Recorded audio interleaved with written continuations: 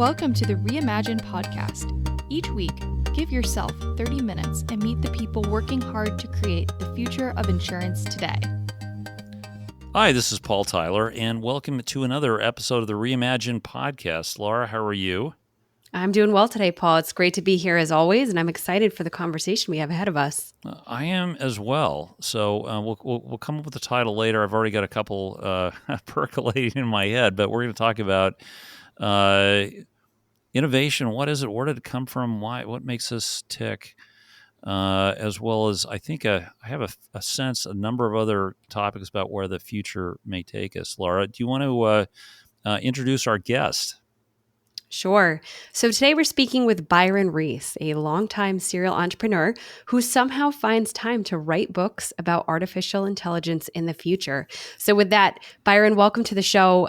Thanks for being with us today. And let's dive in. For the benefit of our listeners, please tell us a bit about yourself. Well, I think you covered the highlights. I live in Austin, Texas. My wife and I homeschooled 4 kids from all the way through K through 12. And that's why I started writing books very early in the morning, because it was the only time when there was nobody up. So I write books before I go to work, and then I work a day job. And I have a company that I'm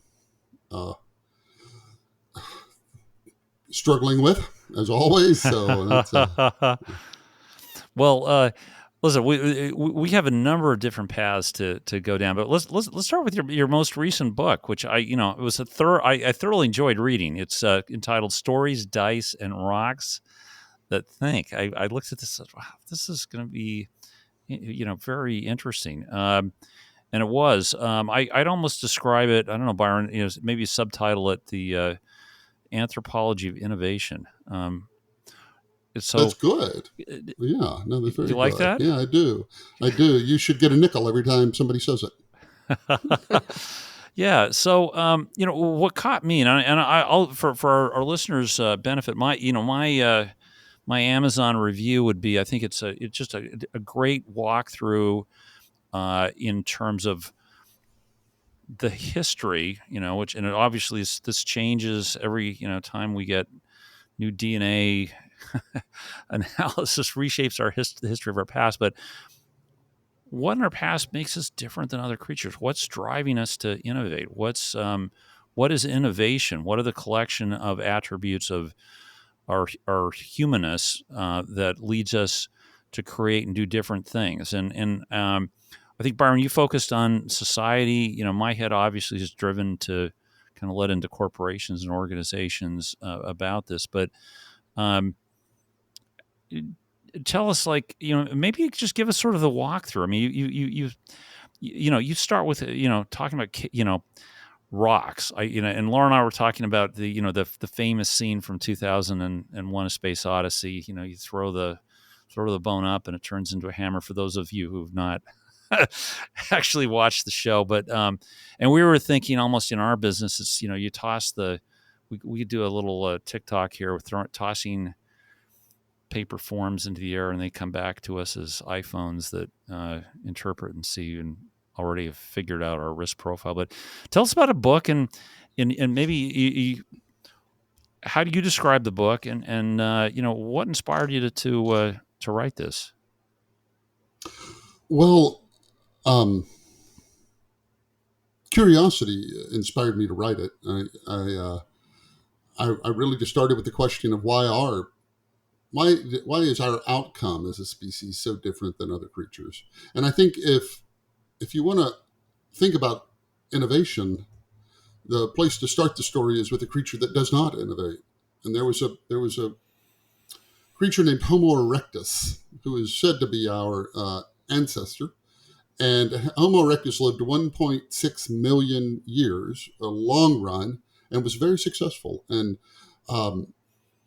but erectus only had one tool, and they lived so long, and you can find these tools scattered all over Asia, Africa, and Europe, that you can actually buy one of them, a tool that was used 1 million years ago for like $100 on eBay.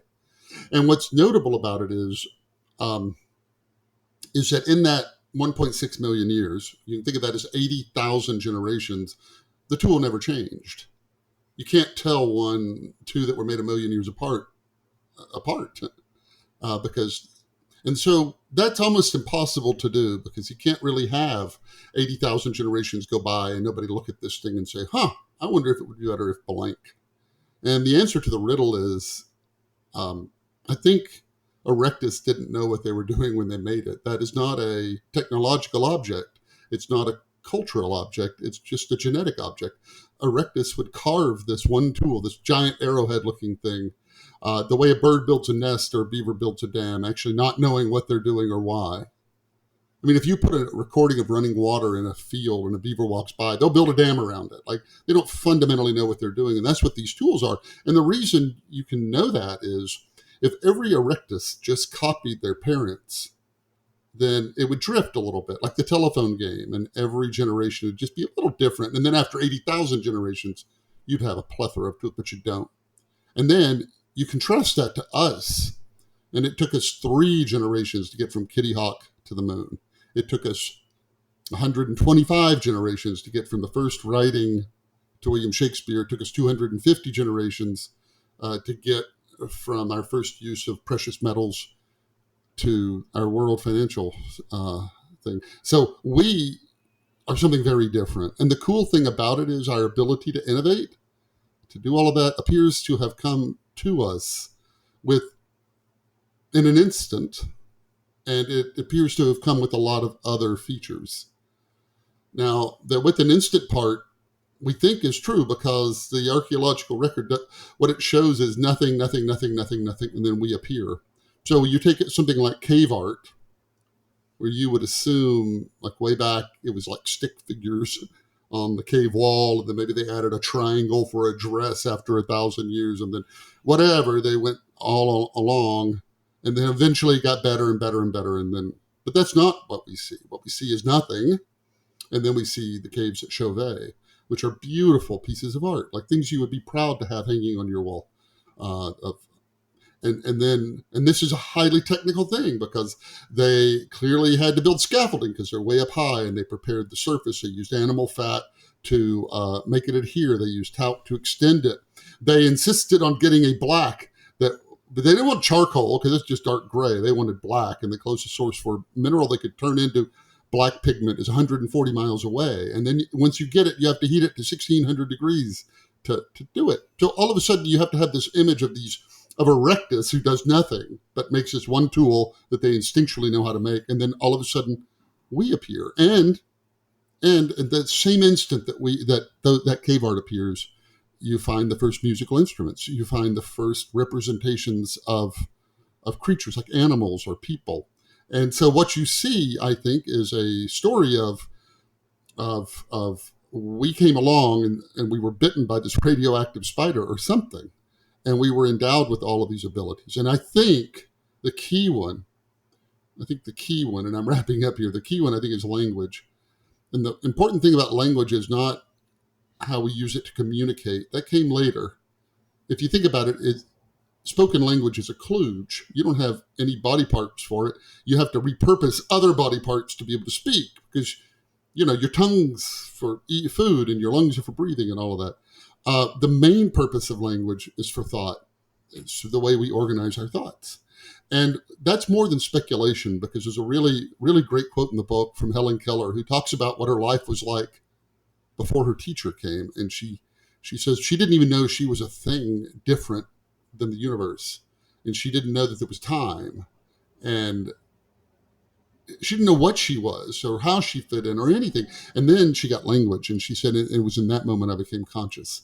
So now to wrap that up is you have to imagine millions of years where this creature just made this stone. And then somehow something happened to us. And kapow, the world was opened, and we were given all of these abilities to be able to innovate and to create and do all the rest. And the important thing about human innovation is that it accumulates. Because you're not born into a blank slate. You were born into a world, and that's why I think you have so many concurrent inventions, right? Because everything's moving forward. Our whole our knowledge gains and compounds and grows and grows and grows. And then all of a sudden you can do these things, and we do a lot of them. So I think we learn to innovate in kind of that moment. And then all of a sudden we're digging scaffolding and hiking 140 miles to get halcimite to make black pigment and all. I mean, like, now we can't not innovate. You can't not look at something and say, that would be better if. So I think that's how we became, Homo innovatus, or whatever, the innovating person. Now, you also talk about stories, the power of stories, and the ability to think about the past, but also think about the future. And I think, Right. So tell us a little bit more about why are stories so important? We know it, we say it, we think it. Right. I think marketers are all today, I think, are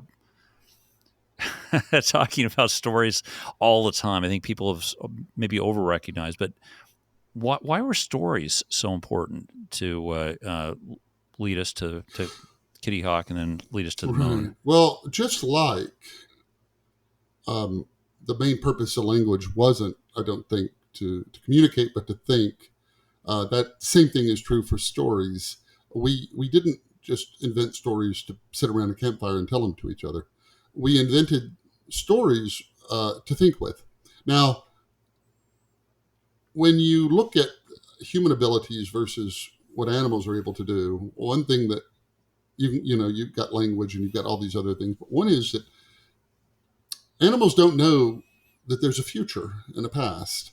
Now, there's no reason they should, because those two things don't exist. They're fictions. The only thing that's real is this moment right here, and the future and the past are imaginary things that don't exist. But we use them, and we have episodic memory, which means we remember specific things in the past, which animals don't seem to, and we can imagine the future, and animals don't seem to be able to do that. There may be 2 or 3 that can think an hour or 2 out, but none of them are investing in 401ks or anything like that. Like, just if they have a time horizon, it's so compact. And so what humans did, is we started using stories to run scenarios in our head, which we do today, all day long. You can imagine, way back in the day, somebody's looking at they're at a hill and they can see up at the top there's some ripe looking berries or a fruit tree or something, and they're like, I want some of that. And they're like, how will I get it though? I will go around to the back of the hill and go up there because there's a trail. No, there's a bear that lives over there. I don't want to deal with that bear. Okay, I'll do this. And so moment by moment, we tell ourselves stories. We draw up on specific things in the past, and we tell ourselves stories about the future. And that's how we think. That's how we operate. Your whole life is just a series of these kind of stories of where you contemplate the future by thinking of the past. And that's really our success as a species. Because if you could imagine 2 creatures, one knew there was a future, could use the past to predict it, and one didn't. Like, which of those 2 is going to be the successful one? And that turned out to be us. Only later did we start telling these stories. And the book recounts 21, if you read the secret last page, 21 purposes of stories. And because we found that they were these powerful things that we could all relate to, and so we could use them to teach morality. We could use them to correct behavior. We could use them to inspire, all of these things you think of normally. Yeah, well, let's talk we'll connect the dots for our listeners with insurance and innovation. So you actually talk about the invention of mortality tables, in I think France, correct? Yeah. And okay, how did insurance creep into this? So, you've got an insurance background. I was, before we started recording, I mentioned my father sold insurance for 33 years. I grew up in a home, and I licked many an envelope with sales materials in it. And so section 2 of the book so section 1 is how we start thinking in stories, and therefore we can imagine the future, but we didn't know how to predict the future, and that's a very different thing. So section 2, which is dice, is how we studied, how we invented probability to be able to forecast the future. It's really interesting. May I use a visual aid real quickly? Absolutely. The funny thing is that if you want to predict the future, you have to know why the future happens the way it does. Like, why do things happen one way and not another? And there were a lot of theories about that in antiquity. It's fated to happen, or it had to happen. It was by necessity. A leads to B, leads to C, leads to D. The Big Bang leads to you stubbing your toe this morning. It's inevitable. And all these different views. The one that nobody ever thought of was that the future is random. And if at first that seems pretty bleak, like, what do you do with that? But then we learned something. You can see these at a science museum. What you see are down here a bunch of BBs. And when I flip it, the BBs are going to start falling. And they're going to hit a little piece of plastic, and they can go to the left or the right. And then they're going to hit another one, then go to the left and the right, all the way down. And when you do it, what you see is they form a normal distribution. Distribution curve. And you can do this all day long. And if it ever forms a giant U shape, well, the world's going to end, or go buy a lottery ticket or something, because it's not going to happen. So although we found out the world was random, the future was random, we found there was an enormous amount of predictability in that. And that's a very hard thing to wrap your head around. But this is randomness. That's all that is. And yet it has high predictability. So once we realized that, we could do all these other things. One of them was that the way governments used to sell annuities to raise money was you could come and you could give the government $7. That would be a real number, about 7 to 1. You give them $7, and then they'll pay you $1 a year for the rest of your life. Some governments, it was $8 to 1. Now, the important thing is, they didn't change that based on your age. So if an 80-year-old person and a 20-year-old person both walked in the door and said, I have an annuity, I want to buy an annuity, I want $1 a year in income, they would tell them both, $7, kick it over. And you think, well, why would they do that? Because it sure seems like you're going to be paying that $20 guy a whole lot longer than that $80 guy. But they believed that explicitly believed your chances of dying in a given year had nothing to do with your age. Now, it's a forgivable thing on the one hand, because if you live in a world where there's a lot of premature death, it would look like that. The mule kicked somebody in the head and killed them. Well, it doesn't matter if they were 20, 30, 50, or 80. Somebody's getting kicked in the head with a mule. Doesn't matter how old they are. Your chances of dying are all, the same. Doesn't matter. Now, that's why it's forgivable. The reason it's not forgivable is on one Sunday afternoon, you could walk around a cemetery and write down the ages of people at death. And you could say, actually, it turns out old people die more often than young people in a given year. And that's what we didn't know. And so then they started making these tables that could, but you have to understand, it's such a mindset. It's a different mindset, because before death, was capricious. Death, would put his cold fingers on somebody's shoulder. Almost, it seemed at random. And now all of a sudden, death looks like a mathematical formula. It looks like when you're going to die, it looks like an equation. And that's a different way to think about the world. And so from there, we went and we took that. No, I'll pause there. And that's how that all got started, and how we learned how to price annuities more intelligently. I mean, there's so many paths we could go down, anywhere from, asking a question around, are acorns and other nuts like the 401k for squirrels, all the way, rewinding back to something most recent you said about randomness, and predictability. So in thinking about the image that you just showed us on screen there, has the predictability within randomness changed how you've run your businesses as an entrepreneur? If somebody as you grow your business. Right. Yep. If somebody had asked me, if I flip a coin 1,000 times, how many times is it going to come up heads? I now know to answer that around 500, right? But I've only been taught that. It's not intuitive to me in the least. In fact, because I've never done it, but it seems to me like sometimes it would be 200. And then sometime, maybe next time it'll be 800. And then next time it'll be 500. Next time it'll be 900. Like, why would it why would it matter? Like if all the tosses are independent, like wouldn't it be all over the map? The truth is that the odds of it being under 400 or over 600 is one in many billions. It will never happen, has never happened in the history of, and that's a hard thing to wrap one's mind around because it just doesn't intuitively seem right. And so I think the way I apply this is I think I make more than average number of, we have these limits to our own cognition of what all these different ways that our instincts are kind of wrong. And I have been humbled by those a lot. And so I would say anything is I guess I'm less trustful of my instincts about numbers and more, and just reasoning in general, because you should almost not believe everything that you think, because your thinking has inherent flaws. Like you think in the world of business, how do we decide whether to do A or B? Let's say you're a CEO and there's people who want to do A and people who want to do B. And you're in a meeting, and everybody kind of makes their case. So the A person stands up and says, "We should do A," and then the B person says, "We should B."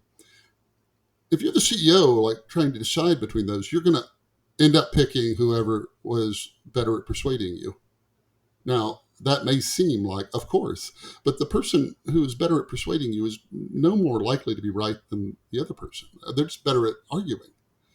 And so you start to kind of get, and so I think there are things like that where I have, there was an old saying about the beginning of wisdom is to call things by their true name. And I always try to sync back to that. And I always try to, and then you might say, well, wait a minute, if you can't decide that way on who argues the best or who, then how do you? How do you? If your instincts are wrong, if you're going to misguess the number of times a coin turns up heads, you can't trust these smooth talking arguers because they're just, 8 years of speech and debate did that to me because it's, you argue for something, then against it, then for it, then against it, for it, then against it. And you realize it doesn't matter which side you're arguing. The better debater will win.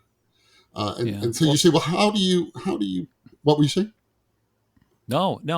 How do you then decide? How do you then decide? And I guess that for me, I fail in business many more times than I succeed. I wish there was a cute, funny, but there isn't. Like, it's just my fact of life is that I fail much more often than I succeed. I only make up for it because I do lots of things. I do lots of things, but I don't. Good ideas and bad ideas look identical on one side of time, and then a month later, it's like that was the worst idea I've ever had. I'll give you a real example of that. So I had these websites that were getting a lot of traffic, and I needed to monetize that traffic. And I said, well, I'm just going to start a bunch of businesses and run ads on my pages. So I started 2 on the same day. One of them was singing telegrams delivered over the telephone. For $10, you could go to this website, type in your friend's phone number, pick their date, their birthday, and then listen to these little snippets. Some are funny and all that. And at the point in time, somebody would call them and sing this song. The other one, for the same $10, by the way, were letters from Santa Claus to your kid mailed out of North Pole, Alaska. So they came with the North Pole postmark. Now, both of those were my idea. We did them both. And for the singing telegram one, nobody bought one. Nobody. None. Zero. Not. I didn't get a pity order. My mother didn't order one. Nobody did. The other one, I've now sold 900,000 of those letters. And that worked out really well. It was a good idea. Now, I couldn't have told them apart. And so there's a quote about how enlightened trial and error outperforms the reasoning of a flawless intellect. And that's sort of the only thing I can do is enlightened trial and error. And so what I think I got better at is trying things. And another thing, I don't mean to be all over the map, but another thing that was very helpful to me is I changed the language I used when I talked about my businesses, because, like I would say that was a bad idea or that worked. The last thing I wanted to do was make that about me, either of those, because the minute I'm like, oh, I failed or I succeeded, then you're just intermixing all of your own emotions into the decision making. But if you can't distance yourself and say, that was a terrible idea, I'd be like, you should fire the guy that had that idea. Like whoever that was me. Anyway, it's like separate yourself from it. And it works both ways, because then when you finally do have some amount of success, you're not all that, you're just, that was a good idea. Like that idea worked. All right, great. But neither of those change your worth, or should change your worth or your image of yourself. So all of it to say, I try to do enlightened trial and error. I try to keep my ego out of it. I try to look past all the obvious things and all of kind of my intuitions and all of that, which are notoriously poor. And I try to quickly find out if something's going to work or not. Enlightened trial and error. We had a great discussion with Roger Martin about experiments. It's his word, his framing of the same issue. I think back to the model you showed us. I think a lot of venture capital portfolio management strategy works like that, right? I'm going to get a team of people, and over the course of 4 years or 5 years, I'm going to find the most perfectly round BBs to put in this container, and if I get enough of them, I think it'll work. I just don't know which ones. I don't know which ones are going to obstruct that. Like your idea of singing telegram. Okay, well, gee, Byron, what if we actually did this with video, and what if the video were celebrities? Oh, Cameo, right? Yeah, I had made the connection. That's right. Yeah, it's that was the idea. I love thinking of some of these companies that blew up in the .com bubble burst. Who's going to want pet food online? Really? Oh, that was such a dumb. Think all those dumb things everybody put down. Today they work. It was just wrong time, wrong. Right. Or let me put it this way: there were better options, better timing for things, and it was idea was to your point that the logic was perfect. It just wasn't. There's one element that missed. It may have been something as simple as you didn't have the cash in the bank to keep your business running. If you went back in time to 30 years, to what would that be? 25 years ago. Yeah, 97. To the early days of the consumer internet, and you showed somebody a browser and you said, what is that going to do to jobs? They would have said, it's going to be bad. All the travel agents are going out of business, and all the stockbrokers, all the newspapers will go under, the yellow pages are going under, the shopping malls are going to start closing. And you know what? They would have been right about everything. But nobody, if you took that back to 97, nobody would have said, oh my gosh, there's going to be Uber and Airbnb and Twitter and Facebook. There's going to be Amazon and Google and all of it, all the millions of jobs. And there's a reason we didn't have ride sharing until 2006 or something. There is, when a new technology comes out, you can only understand it in terms of what it replaces. When TV first came out, people said, what is TV? And they said, it's just like radio, but it's got pictures. And so people just took radio shows, and then they had people behind microphones and they filmed them reading the scripts. It was radio with pictures. That's all it was. You couldn't get Breaking Bad in 1952. You cannot mentally do that. Nobody can. And likewise with the internet. And that's why all this worry about automation and jobs, I think is misplaced, because you can always see what's going to be destroyed. It's really easy, and that can look very frightening, but you can't see all the stuff it's going to make, and that's the part of the equation you can't see. And if you start with the basic belief that technology increases productivity, then you have to say, well, that's a good thing. That's always a good thing. Because if it isn't, well, then you should advocate for a law that, requires people to work with one arm tied behind their back, because you would then create a bunch of jobs. You would need a lot more people to do anything, but their productivity would go way down, and so those jobs wouldn't pay. And so when you start by saying technology is this thing that increases human productivity and that's always good for humans, then you can breathe a lot deeper to say, yeah, I can see where this technology is going to destroy this stuff, but I just can't see what it's going to create. And then you can look back on 250 years of economic history in this country and say, I've spent a long time trying to figure out the half-life of a job, and I think it's 50 years. I think every 50 years we lose half of all the jobs, every 50 years. I think it's been going on for 250, 300 years. I don't see it really speeding up or slowing down. Really, I can't tell that the velocity is changing any. But then you have to say, well, how do you destroy half your jobs every 50 years and maintain full employment against rising wages? And that's because when technology comes in and increases people's productivity, then it creates these new opportunities for them, and everybody kind of just shifts up this curve just a little bit at a time as we use technology to automate really, really rote things, and we use it to create new opportunities, and then everybody kind of shifts up a notch, and that's kind of, I think, the basic thing that gives me confidence about economically confident about the future. So bringing together storytelling and technology, we've seen, the Twitters, the Facebook, TikTok, etc. And rewinding hundreds, thousands of years, campfires, sitting around telling stories. I see where I sit as a millennial, I see the value in the technology storytelling, and I see value in sitting around the campfire and storytelling with friends.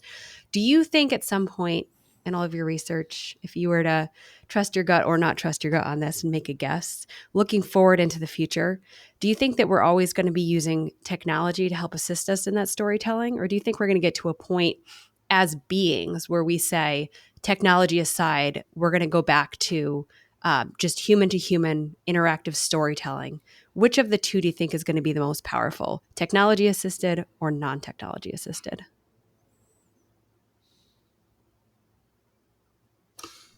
It's really interesting how technology gets applied to storytelling over time. So you have to think back to when the printing presses came out, Gutenberg era. They reprinted whatever they had on hand, which basically were religious works, and then works of antiquity, ancient Greece and Rome. And then they ran out of that, and then they needed to do something novel. And so they said, why don't we make something called the novel? And that's where we got that word. Like, that's the new stuff, and that's what it was. And then they started telling these stories. But when you read the, novels,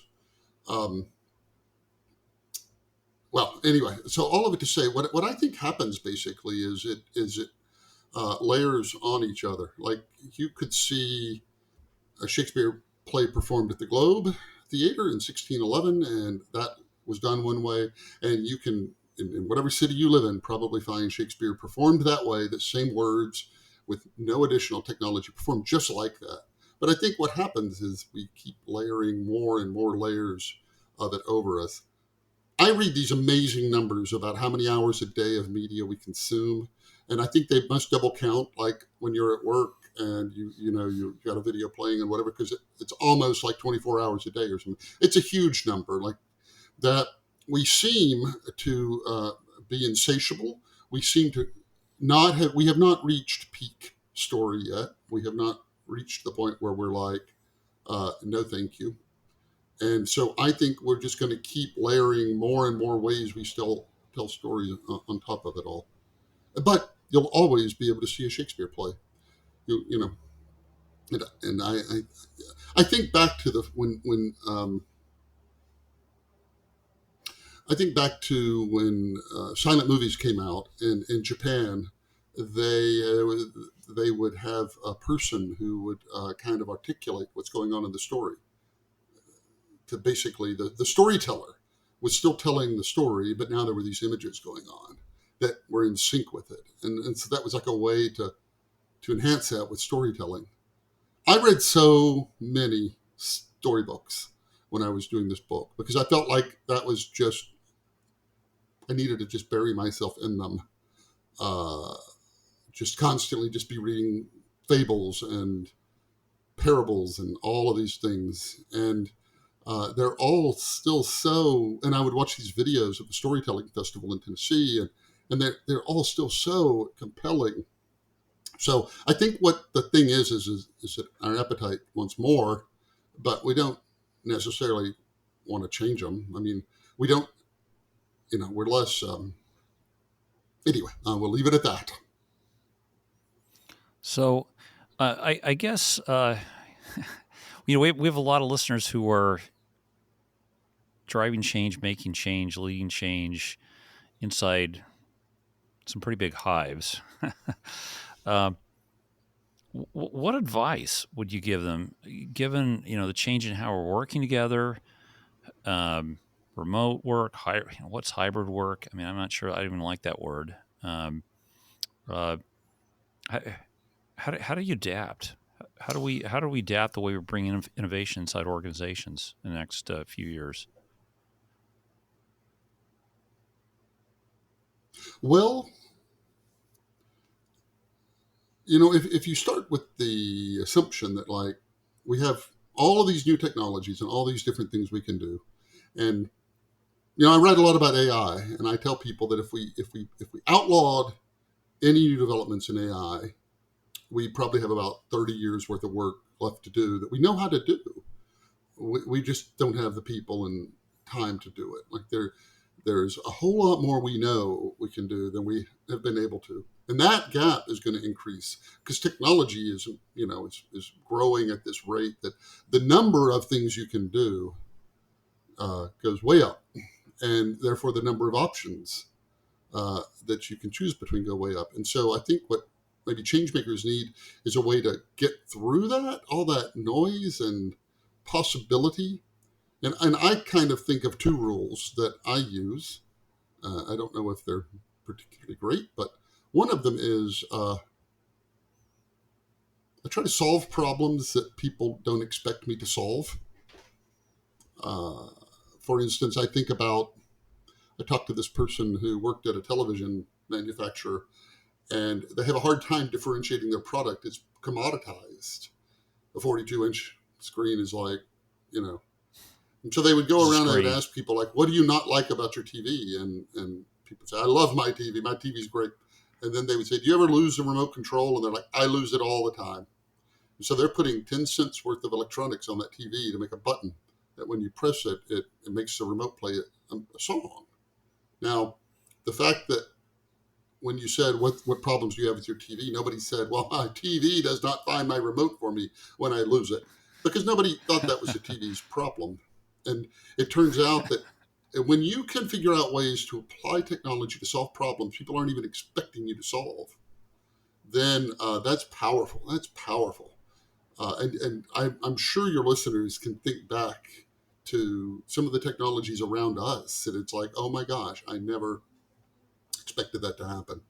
And then the second thing I would say, so solve the problem you're not expected to solve. The other one is study data that other people ignore. So we have all these data sources, and everybody kind of like gloms on to the obvious ones. But if you remember Alan Greenspan, he used to be a chairman of the Fed, and he had two metrics he followed closely, and that was the number of pallets being manufactured in the U.S. and the number of boxes being made, because he realized that any time for the economy to heat up, you needed more boxes and more pallets. And you always ordered those before you actually saw the increase. And so he would use those as leading indicators. When you look around at all of these things that we just stumble across in life, I mean, Wellbutrin is a popular antidepressant that some people happen to say, I was able to stop smoking when I was on that. And then they studied it and they said, oh my gosh, it's good for And now you can buy it. It's called Zyban, and it's an anti-smoking thing. Like there's tons and tons of things like that where the data has a story to tell. But you have to look at the right data. So I would study the data that other people ignore. I would find data sources that nobody's looking at, because that will really give you a real advantage, because you're thinking differently than other people, and you're looking at data that they're not, and therefore you're making different decisions because of that. So I would say those two things. Byron, we've talked about a lot in our conversation thus far, but I have to ask the question, what is your why? Why do you wake up every day, dive into writing the books and doing the work that you do? What drives you? When I'm writing, I go downstairs frequently and say to my wife, I'm going to finish this book because I'm in a contract, but I'm never going to write another word as long as I live. I'm just not going to do it ever again. Like, this is just too much. It's too much work. And then she just smiles. I don't know what that means. Maybe she's heard it before, and the books keep coming out. So my why for my writing is clearly, it's just irresistible. I cannot not do it. Even though to write the kind of books I write, they have to, if I were writing, and I write these other books I don't publish, and they're humor fiction. And you can pick that up after 5 years, and you can keep going, and you're telling a story. The kind of books I write, you have to be steeped in them day and night, day and night, day and night. And so nobody would put themselves through that. And then writing's no fun either for me. I don't enjoy it in the least. I love having written. I love looking back on something that I wrote and saying, I'm very proud of that. But I don't like it in the least. It's a slog. It's not fun. So I would say that it is that. And then for my entrepreneurship, I think that too is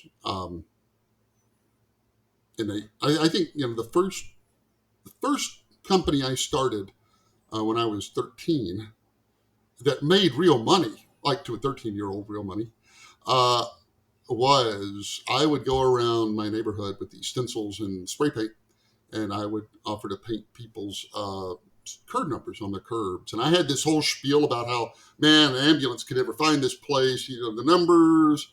And then they would say, okay, all right, I'll do it. $5. Well, for $8, I can get you a little state of Texas flag next to it. All right, $8, I'll do it. And man, and I didn't love painting them, but man, I loved the success of it. I loved when it gelled and it worked. And there were times when I was that age and I had $100 in my wallet. Like, that was great. So I think the same thing is like, I don't think entrepreneurs can like look at a problem and not be like, I could, there's a company there. I could solve that. In the words of Joseph Campbell, I think you're the hero with a calling. And, Byron, this was, he's great. He's wonderful. I had to work hard not to quote him too many times in the book. Yeah. Obviously he's the person who thought about, George Lucas called him my Yoda, right? Like right. He was the person who. Oh, he was. That's a whole nother. I think we do a whole episode on Joseph Campbell and the influence he's had. Stories Nice and Rocks That Think. We will put a link in the show notes. Get a copy. It's great. I thoroughly enjoyed it. Byron, where else should people go to follow you and keep up with, man, a lot of books, a lot of adventures, a lot of companies. Maybe people want to invest in some of these companies you're doing. It's funny, before my mother passed away, her wish was that I got a steady job, because she felt like I couldn't hold a job. Because every time she said, what are you doing? It changed. And I think to her, that was like, any case, my name is Byron Reese, and you can find me knowing that anywhere. I'm ByronReese.com. I'm Byron Reese on Twitter. My email address is ByronReese@gmail. Like, I am the easiest person to find. Excellent. All right. Well, Byron, thank you. Laura, thank you. And thanks to all our listeners. And listen, join us again next week for another episode of the Reimagine Podcast. Thanks. Thanks for listening.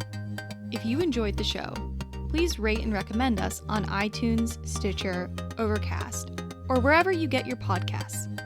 You can also get more great information about this company and other great startups at imagine.nfg.com.